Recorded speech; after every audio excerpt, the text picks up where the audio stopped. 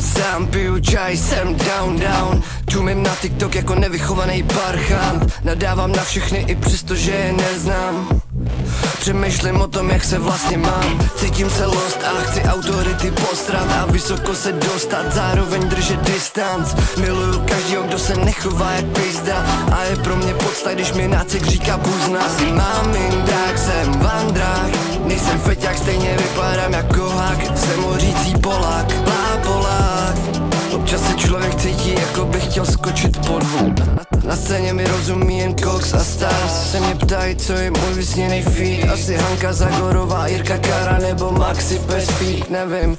Každý zajímavý pomalu už cít. Nedělám rap, stejně mě zmrdí řadí do rapu. Vyjebaný MCs, co mi chtějí šlapat po krku. A život není pohoda a život není fajn.